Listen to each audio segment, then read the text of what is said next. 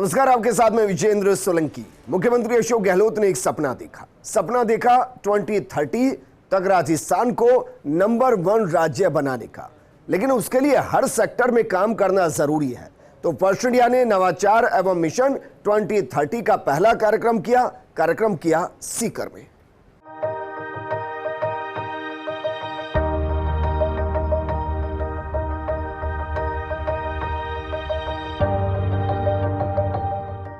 सीकर में first India का नवाचार एवं मिशन 2030 कार्यक्रम आयोजित किया गया। चिकित्सा एवं स्वास्थ्य विभाग के तहत आयोजित कार्यक्रम में प्रभारी मंत्री शकुंतला रावत मुख्य अतिथि रही। कार्यक्रम में विधायक Rajendra Pareek, CEO and managing editor Pawan Arora समेत कई हस्तियों ने शिरकत की और अपने सुझाव रखे। 2030 तक हेल्थ सेक्टर में राजस्थान नंबर 1 बने, इसके लिए पैनल डिस्कशन भी किया गया और कार्यक्रम में आए सुझावों को मंत्री शकुंतला रावत ने सरकार तक पहुंचाने का वादा भी किया ताकि हेल्थ सेक्टर में बेहतरीन काम किया जा सके।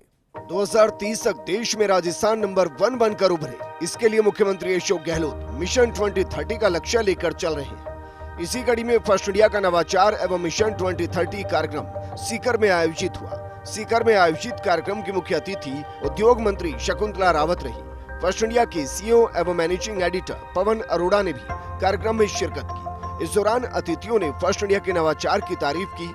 कार्यक्रम को संबोधित करते हुए RSHAA की सीईओ शुचि त्यागी ने कहा कि आज हम देश में स्वास्थ्य सेवाओं में लीड कैसे कर रहे हैं, साबित करना और समझना जरूरी है। आंकड़ों में हम और बेहतर हैं और इन 2 सालों में हम और ज्यादा बेहतर हों। टीकाकरण में भी राजस्थान बहुत आगे। गहलोत सरकार के चिरंजीवी योजना से लोगों के चेहरों पर खुशी दिखती है। उनको लगता है कि हमारे पास चिरंजीवी योजना है, हेल्थ सुरक्षा भी हम मुहैया करवा रहे हैं। राज्य सरकार हर राजस्थानी की तकलीफ दूर करने के लिए प्रतिबद्ध है। कार्यक्रम की मुख्य अतिथि मंत्री शकुंतला रावत ने कहा कि चिरंजीवी योजना से आम आदमी को फायदा मिल रहा है। राजस्थान निरोगी रहे, मुख्यमंत्री अशोक गहलोत का यही मकसद है। देश में राजस्थान स्वास्थ्य के क्षेत्र में नंबर 1 है। मिशन 2030 के लिए संवाद में दिए गए सुझाव को सरकार तक पहुँचाएंगे और बेहतर काम इस दिशा में करेंगे। स्वास्थ्य से संबंधित प्रोग्राम है राजस्थान सरकार के सम्मानीय मुख्यमंत्री अशोक गहलोत जी ने एक योजना निरोगी राजस्थान, हेल्थ टू राइट और कोरोना काल में जो भीलवाड़ा मॉडल हमारा देश में प्रसिद्ध हुआ, जिसके लिए कि देश के प्रधानमंत्री महोदय ने भी हमारे राज्य की बड़ाई करी। प्रत्येक जिले में मेडिकल कॉलेज खोलना हो, प्रत्येक जिले में नर्सिंग कॉलेज खोलना हो, दवा फ्री करना हो, अस्पताल जाओ तो आपको 5 रुपए भी ले जाने की जरूरत नहीं है, पर्ची भी फ्री बनती है। और चिरंजीवी जो योजना लाए, इससे तो अगर कोई उतर के देखे, हॉस्पिटल में जाकर देखे, हम देखते हैं क्योंकि हम पत्र लिखते थे मुख्यमंत्री जी को कि मुख्यमंत्री राहत कोष से पैसा दिया जाए। उस पत्र से निजात मिली है इतनी बड़ी कि अब चिरंजीवी योजना से आम व्यक्ति भी मात्र 850 रुपए में जुड़ सकता है। श्रमिकों का तो सरकार ने ही कर दिया, उसमें सरकार ने ही जोड़ दिया, फ्री में चिरंजीवी बीमा कर दिया और आम व्यक्ति कोई भी 850 रुपए पर ईयर में जुड़ सकता है और उसका 25 लाख तक का इलाज फ्री हो सकता है। और दुर्घटना का कि जब जिसके परिवार में दुर्घटना में मौत हो जाती है, परिवार के मुखिया की, उस विधवा औरत के पास, उस बुजुर्ग माँ बाप के पास कोई भी सहारा नहीं बचता, तो उसको भी 5 से 10 लाख रुपए देने का काम किया। तो राजस्थान की सरकार ने किया, माननीय मुख्यमंत्री महोदय की ये योजना जो दुर्घटना बीमा योजना है चिरंजीवी, उससे हुआ। कोक्लियर इम्प्लांट मशीन, बहुत लोग आते हैं इसमें, ये सबसे ज्यादा लाभ इसका उठा रहे हैं पवन जी की कोक्लियर इम्प्लांट मशीन जिनको सुनाई नहीं देता 8 से 9 लाख रुपए की आती है। तो ये सारी चीजें, न्यूरोबोन का ऑपरेशन होना कई साल लग जाते थे, आज चिरंजीवी से जुड़ने के बाद में तुरंत उसका ऑपरेशन हो जाता है। शुद्ध के लिए युद्ध हो, खाद्य पदार्थों में मिलावटों के खिलाफ कार्रवाई करना हो, और अभी जैसे बताया कि हमारे सारे ही एलोपैथिक के लिए और आयुर्वेदिक की जो दवाएं, घर घर औषधि योजना हमारी 2021 को चालू करी और घर घर हमने गिलोय और तुलसी, अश्वगंधा, कालमेघ ये पौधे हमने वितरित किए। जिससे कि जो कोरोना के बाद में जो आयुर्वेदिक दवा का महत्व जाना गया, हर घर में डॉक्टर्स भी मैं मानती हूँ कि गिलोय का काढ़ा पी करके आते थे अधिकतर। मैंने खुद ने देखा, पूछा भी था डॉक्टर से, तो हाँ बोले हम पी के आए। लगभग 126 करोड़ परिवारों में हमने ये औषधियां घर घर वितरित करी। और राजस्थान सरकार की जो एक एक स्वास्थ्य के क्षेत्र में जो योजनाएं बनाई गई, चाहे राजस्थान सिलोसिस नीति बनाई गई हो, तो ये सारी योजना, उड़ान योजना भी स्वास्थ्य से संबंधित है कि ग्रामीण क्षेत्र में सैनिटरी नैपकिन देना हो। एक एक योजना राजस्थान सरकार के माननीय मुख्यमंत्री महोदय ने, और आरजीएचएस कर्मचारियों के लिए, पहले कर्मचारियों को भी सोचना पड़ता था कि अपने वेतन में से फिर दवाई लेंगे, फिर बिल बनवाएंगे, फिर पैसा पास होगा। तो ये सारी चीजों को देखते हुए स्वास्थ्य के क्षेत्र में जो राजस्थान सरकार ने काम किया, माननीय मुख्यमंत्री जी की जो सोच रही कि मेरा राजस्थान निरोगी रहे, चाहे पशुओं को भी फ्री दवा हो, इंसानों को भी फ्री दवा, फ्री जांचें करना, एक एक योजना राजस्थान सरकार ने जो बनाई, सम्मानीय मुख्यमंत्री महोदय ने, स्वास्थ्य के क्षेत्र में नंबर 1 पर पूरे देश में हमारा राजस्थान रहा है। और उसके लिए हमारे सभी डॉक्टर्स, कंपाउंडर्स, नर्सें और पूरे स्वास्थ्य विभाग के हो, चाहे प्रशासनिक अधिकारी हो, जो कोरोना काल में काम किया, सभी ने, चाहे बिजनेसमैन हो, सभी ने किया। उसके लिए बहुत बहुत मैं धन्यवाद देती हूँ कि राजस्थान को अब 2030 के लिए जो विचार और राय हमें दी, डॉक्टर साहब ने भी दी और पवन जी ने भी जो दी हैं हमें, तो मैं सोचती हूँ कि मैं भी इनको लिखित में, क्योंकि मुख्यमंत्री महोदय को यहाँ आना था लेकिन सालासर जाना, फिर हेलीकॉप्टर दिन छिपने के बाद नहीं उड़ने के कारण नहीं आ पाए, तो मैं और सम्मानीय विधायक महोदय, मुझे भी कहा गया कि आप जाओ वहां पर मेरा मैसेज देना, नहीं आ पाए वो मुख्यमंत्री महोदय। लेकिन आपकी जो राय है, एक एक राय को वहां पर माना जाता है। मैं इसका उदाहरण दे देती हूँ आपको कि ये कामधेनु योजना और ये 10 रुपए पर्ची पे नहीं लगने वाली, हम डेलीगेशन में मिलते थे लोगों से, तो वहां मजदूर महिलाएं मिल रही थी, तो वो बोली कि साहब कदे कदे तो 10 रुपया भी कौन ही रहे, तो ये 10 रुपया भी 5 रुपया भी माफ कर दो, हम खाली हाथ जाएं दवाई ले आ जाएं। तो आप सोचिए कि उनकी राय को शामिल किया, तो आपकी राय को शामिल किया जाएगा। पवन जी ने जो राय दी है कि मेडिकल कॉलेज में जो सुविधाएं हो नीचे लेवल तक होनी चाहिए, दुर्घटनाओं को देखते हुए हर तहसील और उप तहसील पर ट्रोमा सेंटर होना चाहिए। वैसे अधिकतर जगह पर अभी मुख्यमंत्री महोदय ने ट्रोमा सेंटर स्वीकृत किए हैं। ब्लड बैंक होने चाहिए, आधुनिक तकनीकी मशीनें होनी चाहिए और डॉक्टर्स को ज्यादा सुविधा मिले ग्रामीण क्षेत्र में।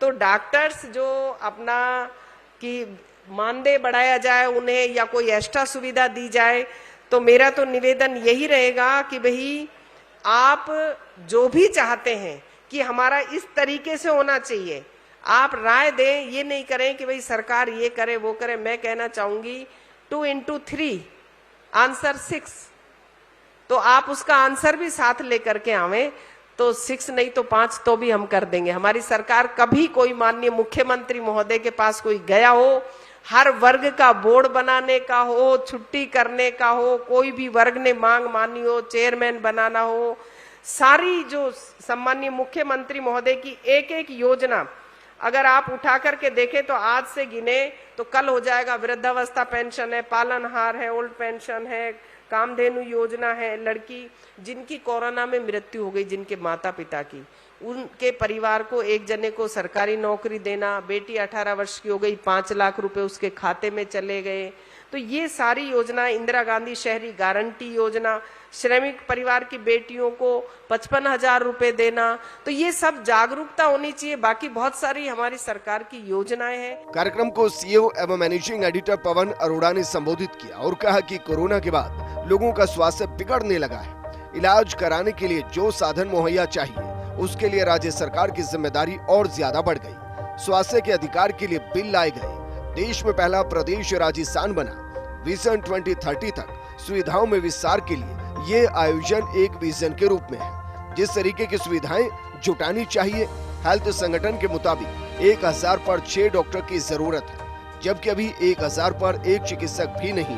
राज्य सरकार ने धरातल पर मरीजों के लिए इलाज के लिए काम किया है, तभी हम देश में नंबर 1 पर सुविधाओं में विस्तार में है। जो आयोजन है वो खास तौर पे इसीलिए है कि हम जो हमारी अभी तक की योजनाएं हैं उनकी समीक्षा करें और आगे 2030 तक हमको किस तरह के प्रावधान करने चाहिए, किस तरह की सुविधाएं हमको जुटानी चाहिए, उसका हम व्यवस्था करें। अगर मैं आंकड़ों की बात करूं तो WHO जो वर्ल्ड हेल्थ ऑर्गेनाइजेशन है उसके हिसाब से प्रति 1000 की आबादी पे कम से कम 6 डॉक्टर होने चाहिए। और आपको जान के आश्चर्य होगा कि राजस्थान में प्रति 1000 की आबादी पे 0.5 यानी आधा डॉक्टर है। तो जैसा अभी यहां पैनलिस्ट कह रहे थे कि डॉक्टर्स की संख्या में वृद्धि हो रही है, डॉक्टर्स की संख्या में और वृद्धि होनी चाहिए, तो उस बात की प्रासंगिकता है।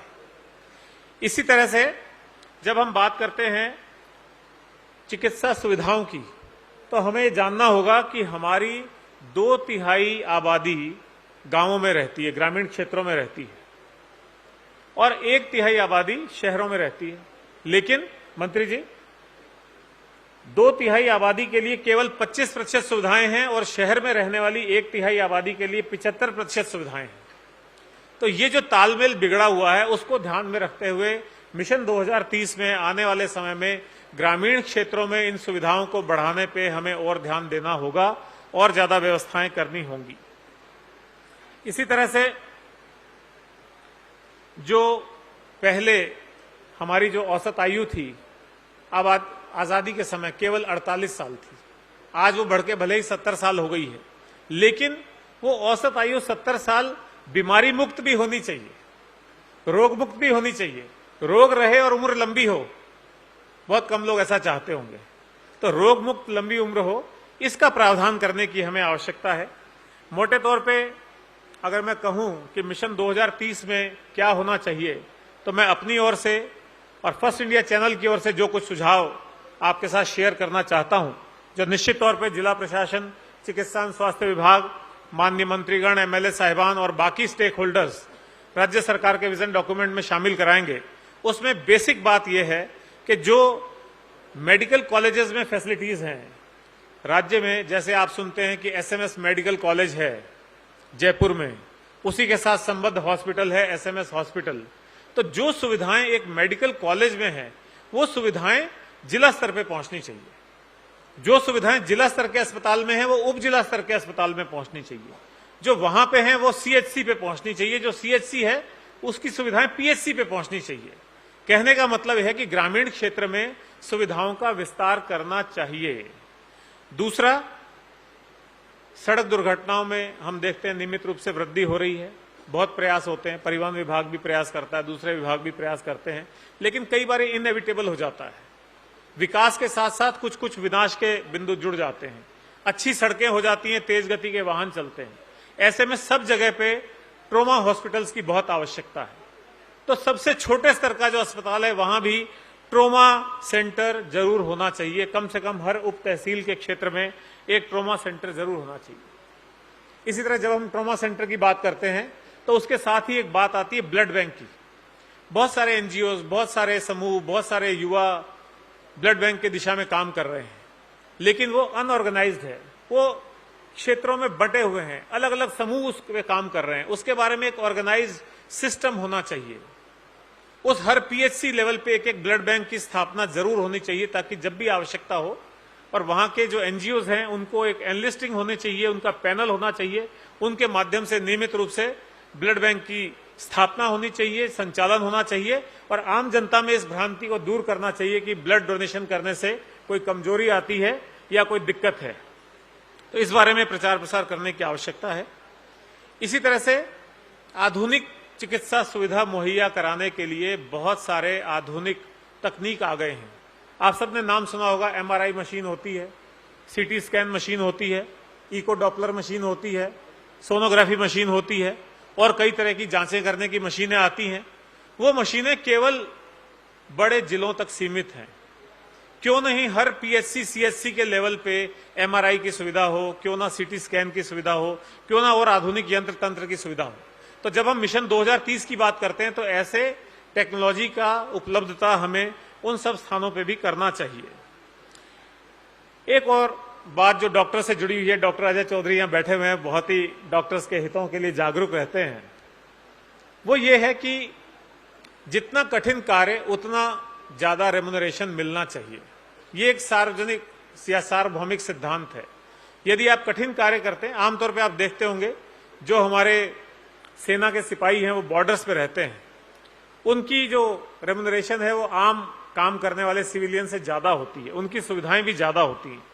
तो इसी तरह से डॉक्टर्स जो शहर में नौकरी कर रहे हैं, अपने घर के आसपास नौकरी कर रहे हैं, और जब हम बात करते हैं कि दूर दराज ग्रामीण क्षेत्रों में डॉक्टर पहुंचे और हम शिकायत करते हैं कि वो डॉक्टर पहुंचते नहीं है, तो क्यों ना हम उनके रेम्युनरेशन सिस्टम में, उनकी सैलरी सिस्टम में इस तरह की स्लैब्स बना दें कि डॉक्टर खुद उसको ऑप्ट करें।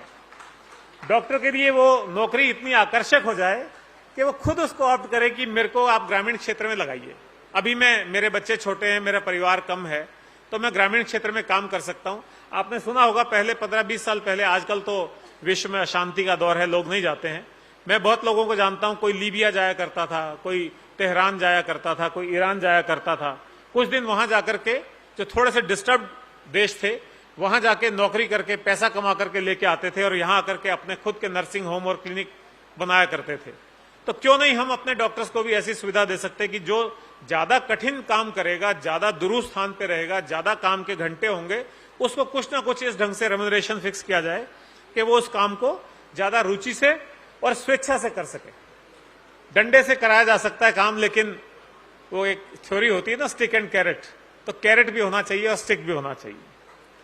इसी तरह से एक जो अभी बात हो रही थी इन्फेंट मोर्टेलिटी रेट और प्रसव के समय जो मृत्यु दर होती है उसको कम करने की, तो मैं समझता हूं कि आज के समय की ये आवश्यकता है कि आने वाले समय में 100% प्रसव संस्थागत रूप से हो। 100% प्रसव जब तक संस्थागत रूप से नहीं होंगे, हमारे चिकित्सालयों में नहीं होंगे, तब तक ये मृत्यु दर में हम कमी नहीं ला सकते हैं। यदि गांव के वो पुराना सिस्टम, हालांकि आप और हम सब बहुत जो इस उम्र के लोग हैं वो उसी सिस्टम से बाहर आए हैं, लेकिन फिर भी आज जितनी तकनीक विकसित हो चुकी है, आज वो दाई और उस तरह का ग्रामीण जो परिवेश में जो प्रावधान है उसको दूर करके 100% संस्थागत प्रसव की ओर हमको बढ़ना चाहिए। इसी तरह से एक प्रिवेंटिव मेडिसिन का एक कॉन्सेप्ट है। प्रिवेंटिव मेडिसिन की तरफ हमारी जागरूकता बिल्कुल नहीं है। वैक्सीनेशन उसमें एक बड़ी चीज है। जैसे भी आपने देखा कोरोना में कितना ज्यादा वैक्सीनेशन हुआ, लोगों ने खुद आगे बढ़ के ऑप्ट किया, लोग लाइनें लगाते थे, लाइनें लगा करके वैक्सीन कराने जाते थे। क्यों जाते थे? मृत्यु का भय था, इसलिए जाते थे। लेकिन जैसा मैंने पहले कहा, लंबी आयु हो, रोग मुक्त आयु हो, इसके लिए यदि हम जागरूकता पैदा करें, प्रिवेंटिव मेडिसिन को आगे लाएं, तो लोगों में एक स्वेच्छा से उसको अपनाने की प्रवृत्ति पैदा होगी, चाहे वो वैक्सीनेशन हो या चाहे मेडिकेशन हो। इसी तरह से एक जो ऑर्गन ट्रांसप्लांट की बात है, या जो अभी बात कही देहदान का, अभी किसी ने बताया था कि यहाँ पे 130 देहदान के फॉर्म भरवाए गए पिछले कुछ दिनों में, तो ये भी एक आने वाले वक्त की आवश्यकता है। ऑर्गन डोनेशन को कैसे हम कर सकते हैं, खासतौर पे आई डोनेशन तो बहुत ही सिंपल है। उस आई डोनेशन के बारे में अभी भी ग्रामीण क्षेत्रों में बिल्कुल जागरूकता नहीं है। ये एक शहरी फैशन बन के रह गया है।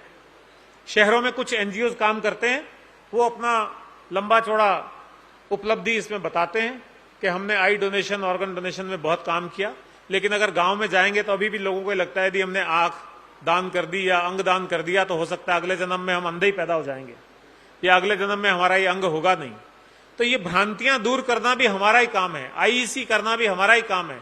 लोगों में इस बारे में जागरूकता लाना, लोगों की भ्रांतियां दूर करना, अंधविश्वास दूर करना, और फिर उनको अंगदान और ऑर्गन डोनेशन के लिए प्रेरित करना, ये भी हमारा ही काम है, चिकित्सा स्वास्थ्य विभाग का काम है। इसको भी हमको शामिल करना चाहिए। एक और बात है जिसके बाद मैं अपनी बात खत्म करूंगा, वो है हेल्प डेस्क की स्थापना करने की। अभी जैसे आप पासपोर्ट के ऑफिस में जाते हैं, आपको कोई ना कोई हेल्प करने के लिए मिलता है, आप अपना टाइम अपॉइंटमेंट लेकर के जाते हैं, तो कोई आदमी आपको हेल्प करता है, फॉर्म भरने में सुविधा करता है, दूसरी सुविधा करता है। चिरंजीवी योजना इतनी अच्छी योजना है, निःशुल्क दवा योजना इतनी अच्छी योजना है, उसके विस्तार में मैं नहीं जाऊंगा। लेकिन आज भी पढ़े लिखे लोगों के बीच में भी ये भ्रांति है कि हम अगर अस्पताल जाएंगे तो वहां जाते किससे संपर्क करें, किससे पूछें, कैसे इस योजना का लाभ मिलेगा, कैसे हमारा इलाज हो जाएगा, कैसे इसका कोई पेमेंट तो नहीं देना पड़ेगा, कोई एडवांस जमा कराना तो नहीं पड़ेगा। तो वहां पे हर अस्पताल में एक हेल्प डेस्क होनी चाहिए, वहां हेल्प डेस्क पे काम करने के लिए आप एनजीओ को एम्पैनल कर सकते हैं। बहुत सारे बुजुर्ग लोग इस काम में आगे आना चाहते हैं, बहुत सारे रिटायर्ड सरकारी अधिकारी कर्मचारी इस काम में आगे आना चाहते हैं, बहुत सारे रिटायर्ड आपके नर्सिंग स्टाफ और आपके डॉक्टर्स इस काम में आगे आना चाहते हैं, एनसीसी और स्काउट एंड गाइड के बच्चे इस काम में आगे आना चाहते हैं, बहुत स्वयंसेवक आपको मिल जाएंगे। तो एक हेल्प डेस्क का सिस्टम यदि हो जाता है कि कोई भी मरीज आता है उसको आते ही वहां बिठाइए, पानी दीजिए और उसको बताइए ये योजना है, ये आपका फॉर्म भरना है, ये साइन करने, उससे केवल साइन करा लीजिए, बाकी फॉर्म भरने की जो बात है वो कर दीजिए। हेल्प डेस्क के नाम पे आज हमारे यहाँ स्वागत कक्ष चलते हैं। स्वागत कक्ष में यह है कि कोई भी मरीज आया उसको बता दिया जाता है आप उधर जाइए, वहां से बाएं मुड़ जाइएगा, आगे जाइए, वहां डॉक्टर मिलेगा, कमरा नंबर 6 मिलेगा, वहां जाइए। नो, उसके साथ में एक स्वयंसेवक जाए, एक वॉलंटियर, जैसे ही मरीज आया उसको अटेंड करने के लिए एक वॉलंटियर उसके साथ जाए और वो वॉलंटियर उसको उस कमरा नंबर 6 तक पहुंचाए और वहां पे उसका इलाज शुरू कराए, उसका फॉर्म वॉर्म भरवा करके बात खत्म करे।